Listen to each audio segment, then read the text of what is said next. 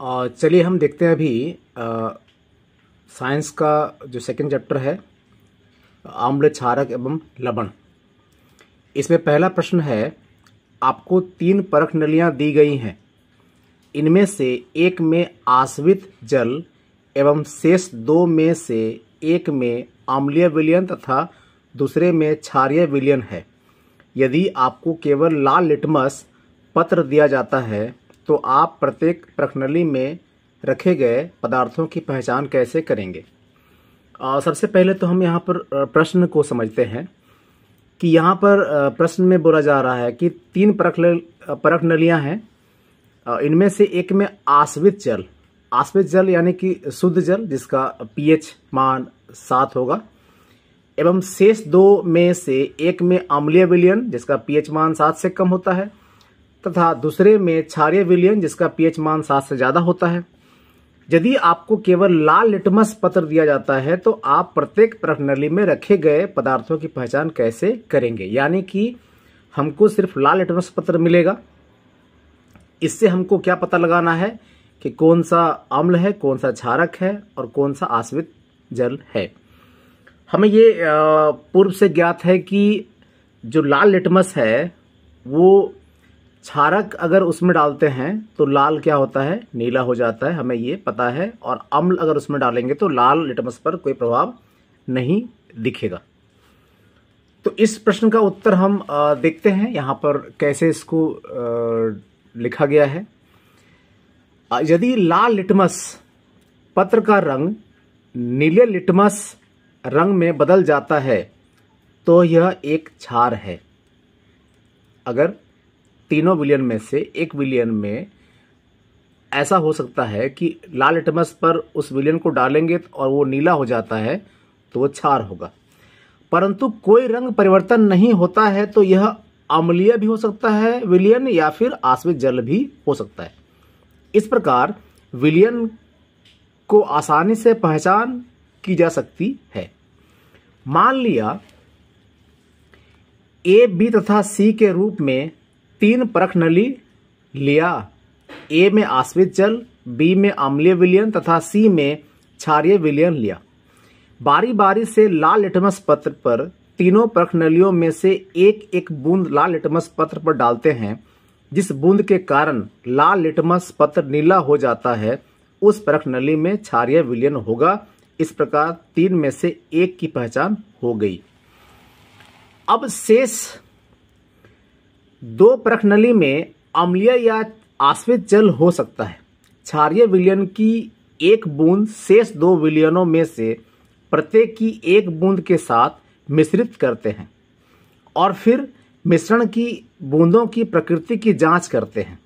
अगर मिश्रण का रंग नहीं बदलता है तो वह आश्वित जल है, परंतु मिश्रण के रंग में कोई परिवर्तन होता है तो वह अम्लीय विलयन होगा। इस प्रकार तीनों विलयन के बीच भेद कर सकते हैं। अगला सवाल है, पीतल एवं तांबे के बर्तनों में दही एवं खट्टे पदार्थ क्यों नहीं रखने चाहिए।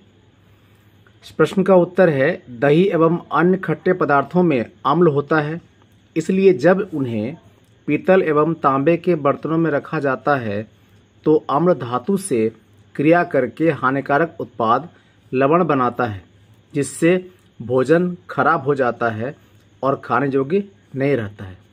इसलिए पीतल एवं तांबे के बर्तनों में दही एवं खट्टे पदार्थ रखे नहीं जाने चाहिए या फिर रखे नहीं जाते हैं।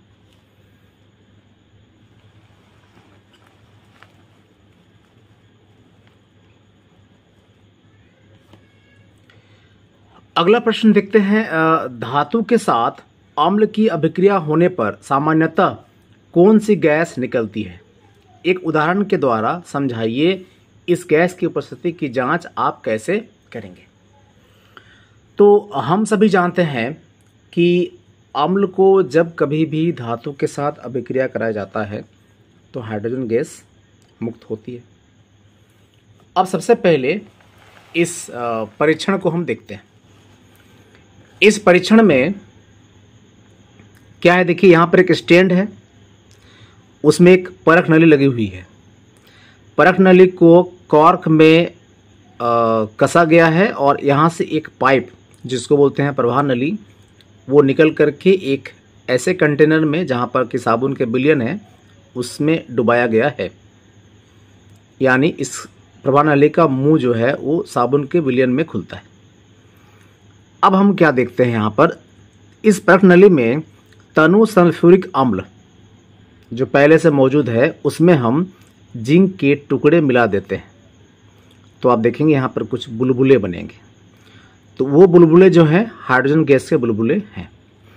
अब ये गैस इस परख नली से होते हुए प्रवाह नली में से गुजरते हुए साबुन के जो विलयन हैं उसमें बुलबुले बन करके ऐसे निकलेंगे।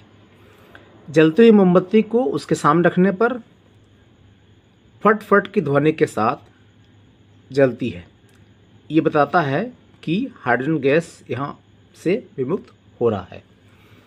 तो ये परीक्षण क्या हो गया कि दानेदार जिंक के टुकड़ों के साथ तनु सल्फ्यूरिक की अभिक्रिया एवं ज्वलन द्वारा हाइड्रोजन गैस की जांच की जा सकती है। अब हम इस प्रश्न का उत्तर को देखते हैं। धातु के साथ अम्ल की अभिक्रिया होने पर सामान्यतः हाइड्रोजन गैस निकलती है। एक परख नली में तनु सल्फ्यूरिक अम्ल लेकर उसमें दानेदार जिंक के कुछ टुकड़े डालने पर उसमें से गैस उत्सर्जित होने लगती है। जब इस गैस को साबुन के विलयन से प्रवाहित किया जाता है तो साबुन के विलयन में बुलबुले बनने लगते हैं। जलती हुई मोमबत्ती गैस के पास लाने पर यह फट फट की ध्वनि के साथ जलने लगती है। इससे पता चलता है कि यह गैस हाइड्रोजन गैस है। अब हम देखते हैं अगला प्रश्न। कोई धातु यौगिक A तनु हाइड्रोक्लोरिक अम्ल के साथ अभिक्रिया करता है तो बुदबुदाहट उत्पन्न होती है। इससे उत्पन्न गैस जलती मोमबत्ती को बुझा देती है। यदि उत्पन्न यौगिकों में से एक से कैल्शियम क्लोराइड है तो इस अभिक्रिया के लिए संतुलित रासायनिक समीकरण लिखिए। तो यहाँ पर सबसे पहले कैल्शियम कार्बोनेट CaCO3 को मिला रहे हैं हम किससे, हाइड्रोक्लोरिक अम्ल यानी कि हाइड्रोजन क्लोराइड HCl से। तो इससे क्या बनेगा, कैल्शियम क्लोराइड, कार्बन डाइऑक्साइड और जल। इसको बैलेंस करने के लिए HCl में 2 मल्टीप्लाई किया गया है। तो हम क्या देख रहे हैं कि इस प्रश्न में जो यहाँ पर उत्पन्न गैस मोमबत्ती को बुझा देती है, तो जलती हुई मोमबत्ती को बुझाने का कार्य कार्बन डाइऑक्साइड करता है। तो इस रासायनिक अभिक्रिया से यह स्पष्ट हो चुका है कि इस अभिक्रिया के दौरान कार्बन डाइऑक्साइड गैस मुक्त होती है जो जलती हुई मोमबत्ती को बुझा देती है।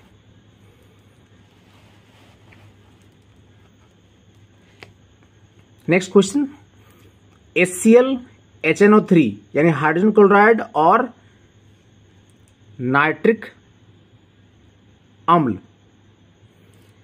आदि जलीय विलयन में अम्लीय अभिलक्षण क्यों प्रदर्शित करते हैं, जबकि अल्कोहल एवं ग्लूकोज जैसे यौगिकों के विलयनों में अम्लता की अभिलक्षण नहीं प्रदर्शित करते हैं। इस प्रश्न का उत्तर देखा जाए कि हाइड्रोजन क्लोराइड या HNO3 नाइट्रिक अम्ल आदि जलीय विलयन में विघटित होकर हाइड्रोजन आयन H+ उत्पन्न करते हैं। हाइड्रोजन आयन स्वतंत्र रूप में नहीं रह सकते हैं। ये जल के अणुओं के साथ मिलकर हाइड्रोनियम आयन H3O+ बनाते हैं। इन्हीं आयनों के बनाने से हाइड्रोजन क्लोराइड, नाइट्रिक अम्ल आदि जलीय विलयन में अम्लीय अभिलक्षण प्रदर्शित करते हैं। समीकरण देख सकते हैं, यानी कि रासायनिक वाला, हाइड्रोजन क्लोराइड प्लस जल तो हाइड्रोजन आयन और क्लोरीन आयन, और हाइड्रोजन आयन को फिर से मिलाते हैं जल में तो क्या बनता है, हाइड्रोनियम आयन का निर्माण होता है। एल्कोहल एवं ग्लूकोज जैसे यौगिकों के विलयनों में हाइड्रोजन आयन या हाइड्रोनियम आयन का अभाव होता है, इसलिए ये अम्लता के अभिलक्षण प्रदर्शित नहीं करते हैं। नेक्स्ट क्वेश्चन है, अम्ल का जलीय विलयन क्यों विद्युत का चालन करता है। यानी अगर हम अम्ल में जल मिलाते हैं या फिर अम्ल ही क्यों ना हो शुद्ध रूप से, उसमें विद्युत धारा का परिचालन हो सकता है, विद्युत का चालन हो सकता है। तो प्रश्न उसी को लेकर के है कि अम्ल का जलीय विलयन में क्यों विद्युत धारा का चालन करता है। जलीय विलयन में विद्युत धारा का प्रवाह आयनों द्वारा होता है। अम्ल जलीय विलयन में हाइड्रोजन आयन उत्पन्न करता है, इसी कारण अम्ल का जलीय विलयन विद्युत का चालन करता है। अगला प्रश्न है, शुष्क हाइड्रोक्लोरिक गैस शुष्क लिटमस पत्र के रंग को क्यों नहीं बदलती है। अम्ल जलीय विलयन में विघटित होकर हाइड्रोजन आयन उत्पन्न करते हैं जो उनकी अम्लीयता के अभिलक्षण को प्रदर्शित करते हैं। शुष्क हाइड्रोक्लोरिक गैस और शुष्क लिटमस पत्र दोनों में ही जल का अभाव होने के कारण हाइड्रोजन आयन उत्पन्न नहीं हो पाते हैं, इसलिए शुष्क हाइड्रोक्लोरिक गैस शुष्क लिटमस पत्र के रंग को नहीं बदलती है। नेक्स्ट क्वेश्चन है, अम्ल को तनुकृत, हम पहले भी इसका चर्चा कर चुके हैं जब हम लोग इस पार्ट को पढ़ रहे थे कि अम्ल में जल की मात्रा बढ़ाना वो तनुकृत होता है अम्ल का। तो उस पर एक प्रश्न है कि अम्ल को तनुकृत करते समय यह क्यों अनुशंसित करते हैं कि अम्ल को जल में मिलना चाहिए, न कि जल को अम्ल में। जल में अम्ल के घुलने की प्रक्रिया अत्यंत ऊष्माक्षेपी होती है। ध्यान रखिएगा, यहाँ एक ऑब्जेक्टिव क्वेश्चन बन सकता है कि जल में अम्ल के घुलने की प्रक्रिया कौन सी रासायनिक अभिक्रिया है, तो ये ऊष्माक्षेपी। स्टूडेंट यहाँ पर ध्यान देंगे, हम लोग इससे पहले जो पहला पार्ट में पढ़े थे तो रासायनिक अभिक्रिया के प्रकार में संयोजन अभिक्रिया, वियोजन अभिक्रिया, विस्थापन अभिक्रिया, द्विविस्थापन अभिक्रिया, ऊष्माक्षेपी, ऊष्मासोपी, विकृत गंधिता आदि जो हम देखे थे उसको ध्यान में रखना है, इससे ऑब्जेक्टिव क्वेश्चन जो है पूछे जाएंगे। तो पुनः हम देखते हैं इस प्रश्न का उत्तर। जल में अम्ल के घुलने की प्रक्रिया अत्यंत ऊष्माक्षेपी होती है। सांद्र अम्ल में जल मिलाने पर उत्पन्न हुई ऊष्मा के कारण मिश्रण अस्फलित होकर बाहर आ सकता है तथा कोई भी जल सकता है। साथ ही अत्यधिक स्थानीय ताप के कारण प्रयोग में उपयोग किया जा रहा कांच का पात्र भी टूट सकता है। इसलिए अम्ल को सदैव धीरे धीरे तथा जल को लगातार हिलाते हुए जल में मिलाना चाहिए। तो यहाँ पर एक बात स्पष्ट हो चुका है कि तनुकृत बनाने के लिए अम्ल को जल में मिलाएंगे, ना कि अम्ल में जल को मिलाया जाता है।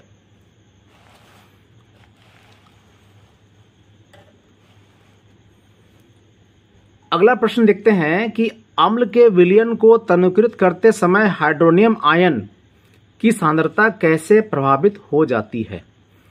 अम्ल के विलयन को तनुकृत करते समय हाइड्रोनियम आयन की सांद्रता कम होने लगती है। जैसे जैसे हम उसमें जल की मात्रा बढ़ाते हैं, उसमें प्रति इकाई आयतन में हाइड्रोनियम आयन की मात्रा कम होने लगती है और अम्ल की अम्लता घट जाती है। तो इस प्रकार अम्ल के विलयन को तनुकृत करते समय हाइड्रोनियम आयन की सांद्रता प्रभावित हो जाती है। जब सोडियम हाइड्रोक्साइड विलयन में अधिक क्षारक मिलाते हैं तो हाइड्रोक्साइड आयन की सांद्रता कैसे प्रभावित होती है। क्षार में हाइड्रोक्साइड आयन की सांद्रता अधिक होती है, इसलिए जब सोडियम हाइड्रोक्साइड विलयन में अधिक क्षारक मिलाते हैं तो हाइड्रोक्साइड आयन की सांद्रता और अधिक हो जाती है। बच्चों यहाँ पर ध्यान देंगे, अम्ल में हाइड्रोजन आयन की सांद्रता अधिक होती है, जबकि क्षार में या क्षारक में हाइड्रोक्साइड आयन यानी OH जो निगेटिव है उसकी सांद्रता यानी प्रचुरता अधिक होती है। नेक्स्ट क्वेश्चन है, आपके पास दो विलयन A एवं B है। विलयन A के pH का मान 6 है एवं विलयन B के pH का मान 8 है। किस विलयन में हाइड्रोजन आयन की सांद्रता अधिक है? इनमें से कौन अम्लीय है तथा कौन क्षारकीय है? तो यहाँ पर सबसे पहले बात कर लेते हैं कि जब हम लोग पीएच स्केल का बात करते हैं तो पीएच स्केल में जो शुद्ध जल है, आश्रित जल है, जिसमें ना अम्ल की मात्रा है ना क्षारक की मात्रा है, उसका पीएच मान 7 होता है। जबकि पीएच मान अगर किसी विलयन का 7 से कम हो जाए तो वो अम्ल होगा, और 7 से अधिक अगर होता है पीएच मान तो वो क्षारक हम लोग कहेंगे उसको। और हम ये इससे पहले भी बात कर चुके हैं कि क्षारक में या क्षार में हाइड्रोक्साइड आयन की मात्रा अधिक होती है और अम्ल में हाइड्रोजन आयन की मात्रा अधिक होती है। तो इसमें जो प्रश्न था कि पीएच मान एक का 6 है और पीएच मान बी वाले का 8 है, तो इसमें से कौन अम्ल है कौन क्षारक है, किसमें हाइड्रोजन आयन की सांद्रता अधिक होगी। तो इस प्रश्न का उत्तर हम ऐसे लिख सकते हैं, यदि विलयन के पीएच का मान 7 से अधिक है तो वह क्षारीय है, यदि पीएच का मान 7 से कम है तो वो अम्लीय है। इसलिए विलयन ए अम्लीय है, क्योंकि इसका पीएच मान 6 है तो 7 से कम तो वो अम्लीय होगा। और बी का जो पीएच मान वो 8 है, यानी कि 7 से अधिक है तो वो क्या होगा, क्षारीय होगा। तो अम्लीय विलयन में हाइड्रोजन आयन की सांद्रता अधिक होती है, इसलिए विलयन ए में हाइड्रोजन आयन की सांद्रता अधिक है।